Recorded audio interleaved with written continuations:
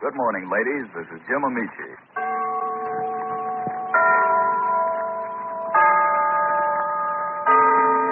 And there's the clock in Glen Falls Town Hall telling us it's time for the story of Big Sister. Brought to you by Rinso, R-I-N-S-O, the new anti-sneeze Rinso.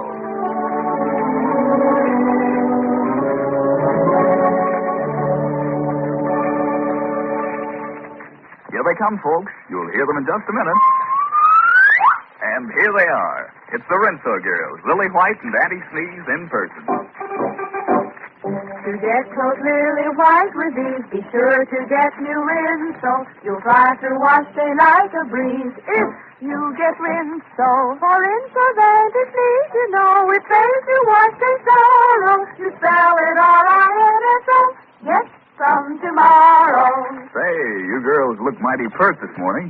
Been up to something? Nope, we've been down in a lady's basement, showing her how to rise above her troubles. Yep, there she was, running her washer on and worrying herself sick about how she was wearing it out. Well, you girls certainly could give her the answer to that in a hurry. Oh, sure. We showed her how as little as a 5-minute run with Rinso would give her a load of clothes as white as fresh fallen snow. Really, lily white. Of course, she saw in a flash how easy a short run like that is on a washer. Yes, and the clothes, too. It really saves them. And that's something to think about in wartime. So, ladies, think of it when you buy soap, won't you? And get the new anti-sneeze Rinso Sure. And now, it's time for Rinso's story of Big Sister.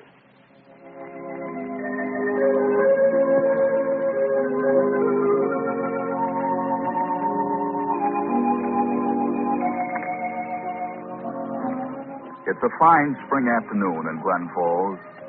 A little while ago, Dr. Carver looked up from his desk and said, time seemed to have fallen asleep in the afternoon sunshine. He said it to his foster daughter, Diane. But she had other things on her mind. And because he knew what those things were, he urged her to go out for a walk.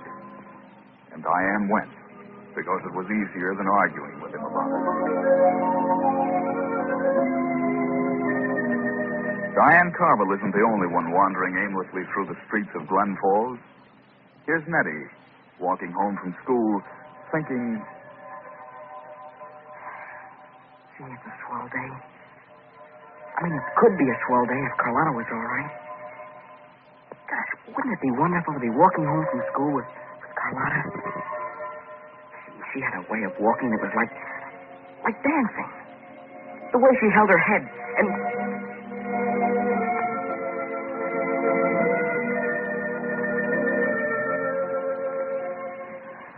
Dry up, you dope. Carlon won't ever be able to walk again. It's your fault. No, it wasn't my fault. Sure, I asked her to go for a ride with Gordon and me. But it wasn't my fault that Gordon was driving so crazy. I've got to stop thinking about that. Wonder if Dr. Carville and Ruth really believe that someday Carlotta's going to be all right. Of course it's true. Otherwise, why would they say it? Oh, but they'd say it even if it wasn't true. You can't tell a girl who's only 16 that it's hopeless. Hello, Neddie. Oh, Miss Carville. Hello. How are you? Oh, I'm all right. You sure? Sure. How's Carlotta? She's fine. Dr. Bannister's ordered a wheelchair for her. You'll be able to take her out in the sun just as soon as it comes. Oh, that'll be swell. Neddie, Yeah? you're not having a very good time these days, are you? Good time? See, how can You anybody... know, Neddie, you've got to get over the idea that what happened to Carlotta was in any way your fault. Well, I don't think it was my fault. I mean... How did you know I was thinking about that? I'm not the only one that's been able to guess what's on your mind these days. You mean that... Well, has my sister talked to you? No, Carlotta has. Just last night, she was saying she wished there was some way that she could make you understand that what happened couldn't possibly have been your fault. Did you really say that? Mm-hmm. You're not telling me that to make me feel good, are you, Miss Carville? The night the accident happened, you were trying to help her find the money that she had lost. Isn't that right? Yeah. Yeah, that's right. Well, she knows that. Oh. Thanks for telling me, Miss Carville. I mean, Gosh, you've been swell. Not only because you just told me this, but, well, the way you've been taking care of Carlotta and the way you persuaded her father not to take her home.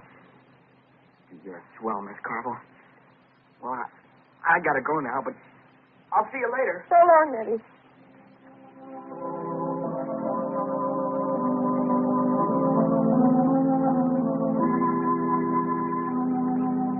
Do you hear that, Reed? That boy approves of me. I've got a heart of gold.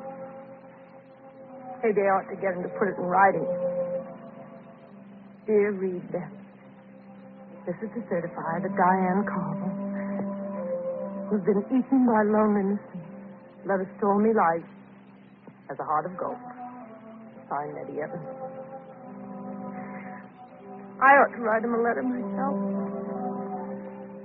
Dear Reed, if you only knew how close you came to disaster the other night when you made the mistake of telling me you were in love with me. You see, I love you, and I might have said yes. And then where would you have been? Suppose I'd closed my mind and pretended you weren't in love with Ruth Wayne.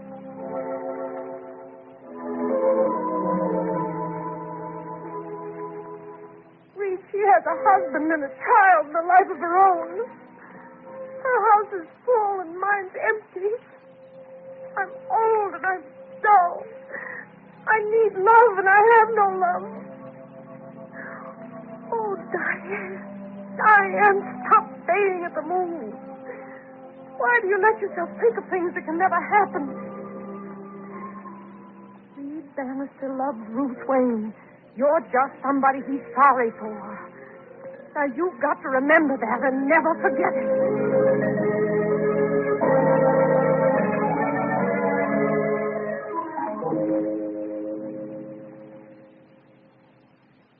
Let me carry the box, sis. All right, Neddie. What's in it, anyway? Virginia made an apple pie for the Carvels. Oh, swell. Sis, Yes, Neddie. do I look any different to you these days? Different? Yeah. I'm afraid I mean older. Oh, Don't say it if it isn't true. Whether I look at her now, I certainly feel older. I'm sure of that. You know, this accident of Carlotta's, it's done something to me. I mean, all of a sudden, I've grown up. Yes, that's the way it often happens, Neddie. Although last year I felt I was pretty grown up, too. Now I realize I was just a dopey kid. Do you suppose that next year I'll say the same thing about the way I feel now? I hope so, Neddie. What do you mean, sis? Well, when I was your age, I felt the same way. And I still do. You mean that you feel more grown up and wiser than you did last year? Mm-hmm. That's it. I didn't know that. I thought only kids felt that way. I thought there was a time when people stopped growing. Oh, I don't mean physically. I mean, gosh, now I see that people never stop growing up. Well, kids don't know that.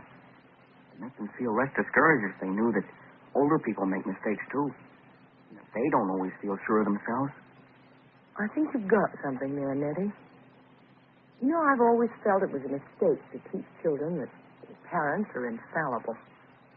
They'd find out soon enough that it isn't so. Nobody pretends to be perfect, and parents shouldn't either. Admitting that they can and do make mistakes won't mean that they'll lose the respect and affection of their children. On the contrary, I think it'll deepen it. Well, come on, Neddie. Let's walk a little faster, dear. I don't want to be away from the house too long.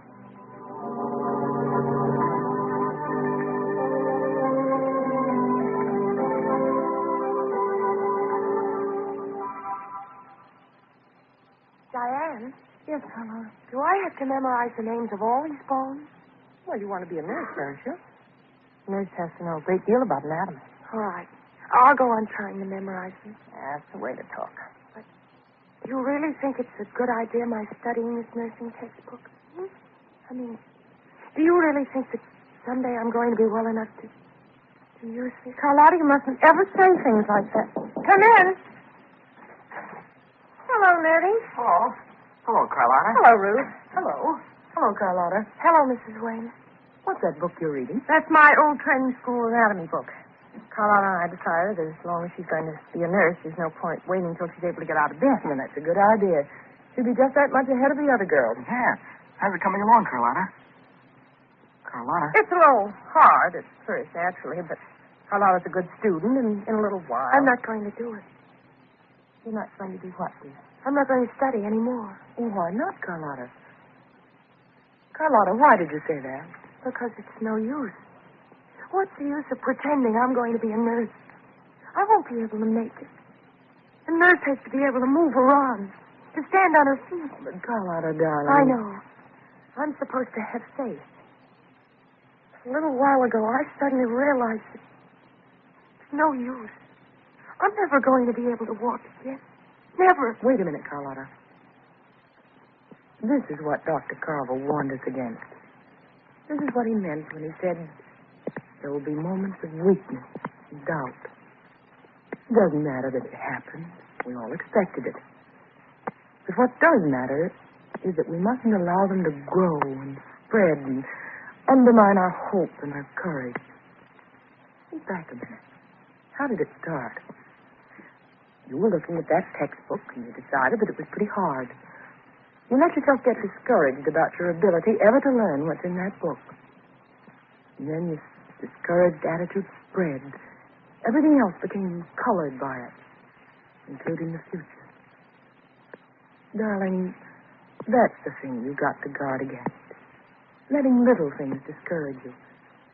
Permitting a moment of uncertainty to last more than a moment. I'm sorry. No, don't be.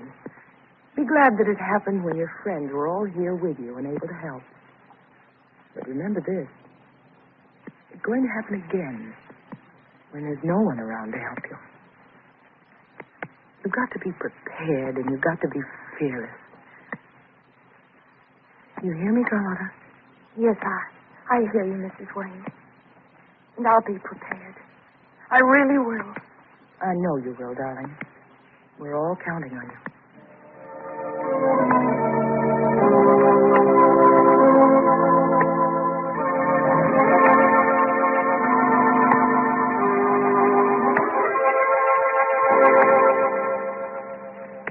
Folks, how do you say relax?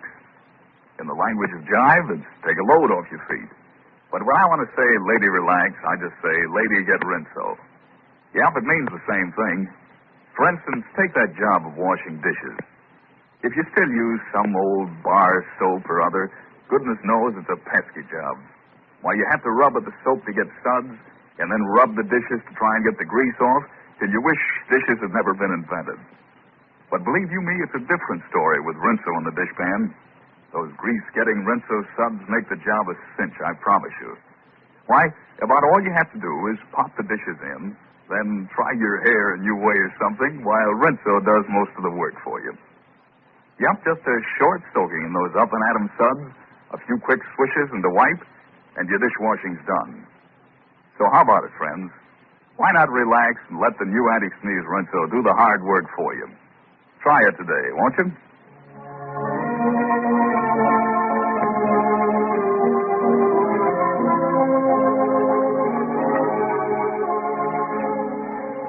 Ruth Wayne has a strange caller tomorrow. Please be sure to listen to the story of Big Sister tomorrow.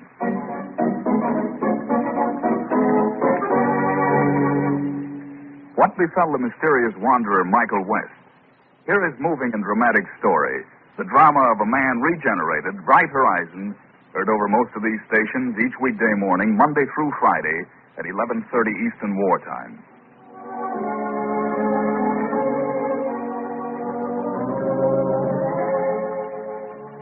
This is Jim Amici speaking for the new anti-sneeze rinso. R-I-N-S-O.